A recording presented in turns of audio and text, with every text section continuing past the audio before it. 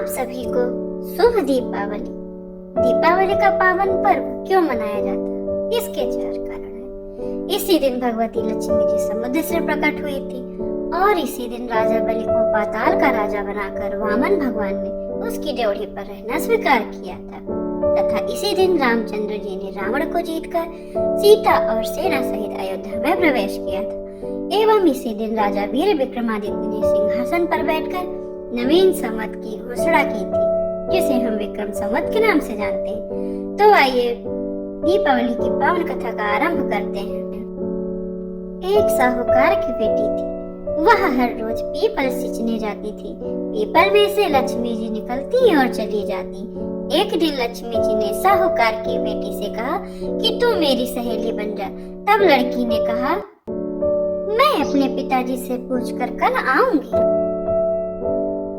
घर जाकर पिताजी को सारी बात कह दी तो पिताजी बोले, वह तो लक्ष्मी जी हैं, अपने को क्या चाहिए, बन जा। दूसरे दिन फिर लड़की गई।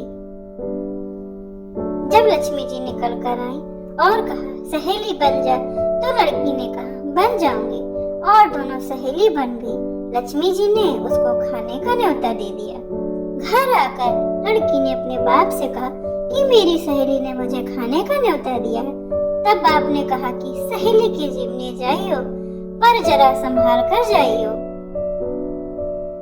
जब वह लक्ष्मी जी के यहाँ जीवने गई तो लक्ष्मी जी ने उसे शाल दुशाला ओढ़ने के लिए दिया, रुपए परखने के लिए दिए, सोने की चौकी मोने की थाली में 36 प्रकार का भोजन करा दिया। जीव कर जब वह जाने लगी तो लक्ष्मी जी ने पल्ला पकड़ लिया और कहा कि मैं तो तेरे घर जीवने जाऊंगी। तो उसने कहा आ जाइयो। घर जाकर चुपचाप बैठ गई।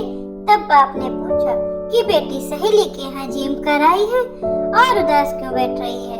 तो उसने कहा पिताजी मेरे को लक्ष्मी जी ने इतना दिया, अनेक प्रकार के भोजन कराए, परंतु मैं कैसे जिमाऊंगी, अपने घर में तो कुछ भी नहीं है। फिर बाप ने कहा कि जैसा होगा जिमा देंगे, परंतु 2 गोबर मिट्टी से चौका देकर सफाई कर ले। 4 मुख वाला दिया जलाकर लक्ष्मी जी का नाम लेकर रसोई में बैठ जाइयो। लड़की सफाई करके लड्डू लेकर बैठ गई। उसी समय एक रानी नहा रही थी। उसका 9 लखा हार चील उठा कर ले आई और उसका लड्डू ले गई और वह 9 लखा हार डाल गई। बाद में वह हार को तोड़कर बाजार में गई और सामान लाने लगी तो सुनार ने पूछा क्या चाहिए? तब उसने कहा कि सोने की चौकी, सोने का थाल, शाल, दुशाला दे दे, मोहर दे और सारी सामग्री दे।